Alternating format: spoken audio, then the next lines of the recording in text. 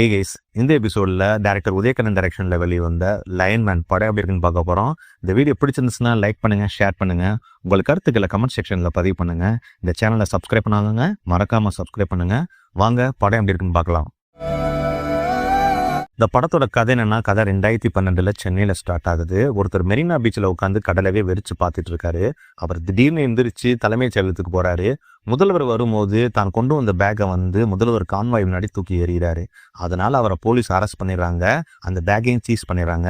Police அவரை விசாரிக்கிறாங்க. அவர் யாரு, அவர் எங்கிருந்து வந்தாரு, அந்த பேக்கில் அப்படி என்னதான் இருந்துச்சு, எதுக்கு அந்த பேக்கை அவர் தூக்கி எறியணும். இதுதான் இந்த படத்தோட கதை.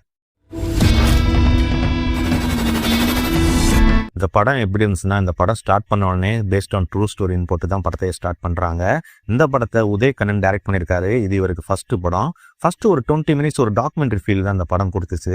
அதுக்கப்புறம் கதை ஒரு சென்னைக்கு டிராவல் ஆகும்போது தான் கொஞ்சம் சுவாரஸ்யமாக இருந்துச்சு. இப்படி ஃபர்ஸ்ட் ஹாஃப் கொஞ்சம் ஆவரேஜாக தான் இருந்துச்சு. சரி, செகண்ட் ஹாஃப் ஆச்சு நல்லா இருக்கும்னு நினச்சி உட்காந்தோம்னா, ஒரு ஆவரேஜான ஸ்க்ரீன் பிளேயில் எல்லாரும் ஈஸியாக ப்ரிடிக்ட் பண்ணுற ஸ்டோரியை தான் எடுத்து வச்சிருக்காங்க. அதனால ஒரு ஆவரேஜான ஃபீல் தான் அந்த படம் கொடுத்துச்சு. சிஎம் பார்க்கணுமா?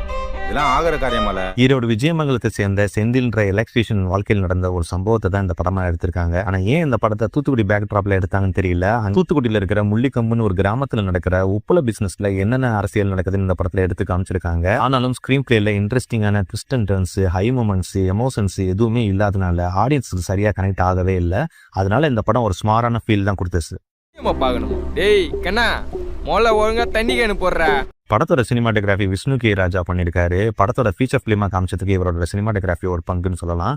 அந்த அளவுக்கு ரொம்ப நேர்த்தியா எடுத்திருக்காரு. நிறைய இடத்துல உப்பளத்தை காட்டும் போது ட்ரோன் ஷாட் யூஸ் பண்ணிருக்காரு. அதெல்லாம் உண்மையிலேயே நல்லா இருந்துச்சு. மினிமம் பட்ஜெட்ல நைட் சீக்வன்ஸ்ல நல்லாவே எடுத்திருந்தாங்க. எடிட்டிங் ஏஆர் சிவராஜ் பண்ணியிருக்காரு. படம் ரொம்ப ஸ்லோவா போனதுக்கு காரணமே எடிட்டிங் சொல்லலாம். ஏன்னா ரொம்ப லென்த்தா கட் பண்ணி வச்சிருக்காங்க. கொஞ்சம் கிறிஸ்பா கட் பண்ணிருக்கலாம். கந்து ஓட்டி எவ்வளீங்க இல்ல யூனியன் கடன் இது பண்ணுங்க. வாய்க்கு வந்து பேசாதையா. தீபக் நந்தகுமார் மியூசிக்ல சாங்ஸ்லாம் கொஞ்சம் ஆவரேஜா தான் இருந்துச்சு. அதே மாதிரி பேக்ரவுண்ட் ஸ்கோர்னு சொல்லிக்கிற மாதிரி இல்லை. சில இடத்துல பேக்ரவுண்ட் ஸ்கோர் பண்ணவே இல்லை. அதனாலேயே இந்த படம் ஒரு டாக்குமெண்ட்ரி ஃபீல் தான் கொடுத்துச்சு. பெர்ஃபார்மன்ஸ் வைஸ் பார்த்தோம்னா லைன்மேனா சார்லி நடிச்சிருக்காரு. நமக்கு தெரிஞ்ச முகம் அவர் ஒருத்தர் மட்டும்தான்.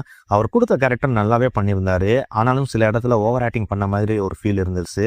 ஆனாலும் அவருடைய காஸ்டியூம்ஸ், மேக்கப், மேனரிசம் எல்லாமே ஒரு லைன்மேன் கேரக்டருக்கு கச்சிதமா பொருந்துச்சு.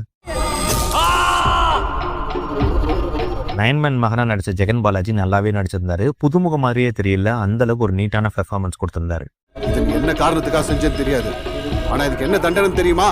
படத்துல ஹீரோவை விசாரிக்கிற போலீஸ் ஆஃபீஸரா எடிட்டர் ஆண்டனி நடிச்சிருக்காரு. இவரோட ஆக்டிங் ரொம்ப ரொம்ப ஆர்டிபிஷியலா இருந்துச்சு. அதுவும் பர்டிகுலரா டப்பிங்ல இவரோட வாய்ஸ் லிப்சிங்க் ஆகவே இல்லை. அதுவும் இவர் ஹீரோ விசாரிக்கும் போது சுத்தி ட்ராலி ஷாட் ஒன்று எடுத்திருப்பாங்க. அந்த சீன் முடிஞ்சதுக்கு அப்புறம் இப்ப எதுக்கு இந்த மாதிரி ஒரு ஷாட் வச்சாங்கன்னு ஒரு ஃபீல் தான் இருந்துச்சு. அரசாங்கத்துக்கு எதிராக வெறுப்பை, விரோத உணர்ச்சியும் தூண்டுதல்.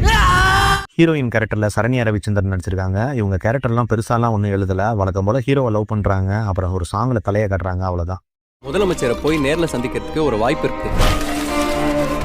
கலெக்டரா அதிதி பாலன் நடிச்சிருக்காங்க. இந்த கேரக்டருக்கு இவங்களை ஏன் சூஸ் பண்ணாங்கன்னே தெரியல. ஏன்னா மற்ற கேரக்டர்ல நேட்டிவிட்டிக்கு மேட்ச் ஆகிற மாதிரி காஸ்டிங் பண்ணியிருந்தாங்க. ஆனா இந்த கேரக்டர் மட்டும் ஏன் இவங்களை பண்ணாங்கன்னு தெரியல. ஒருவேளை வெள்ளையா இருக்கிறவங்க தான் கலெக்டரா இருக்கணும் ஏதோ ஜட்ஜ் பண்ணிட்டாங்களா என்னன்னு தெரியல. படத்துக்கும் சரி கதைக்கும் சரி எந்த வகையிலும் யூஸ் ஆகல இவங்க.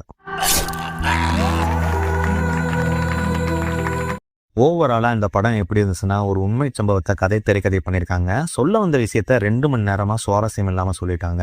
சொல்லிட்டு அதுக்கான தீர்வையும் சொல்லாம விட்டுட்டாங்க. ஏதோ நியூஸ் பேப்பர்ல நியூஸ் வாசிக்கிற மாதிரி தான் இந்த படத்தை முடிச்சுட்டாங்க. அந்த அளவுக்கு தான் இந்த படம் இருந்துச்சு. இந்த படத்துல செக்ஸுவல் கண்டென்ட்லாம் எதுவுமே இல்லை. இந்த படம் டைரக்டா OTT ரிலீஸ் தான் பண்ணாங்க. இந்த படம் ஆஹா OTTல இருக்கு.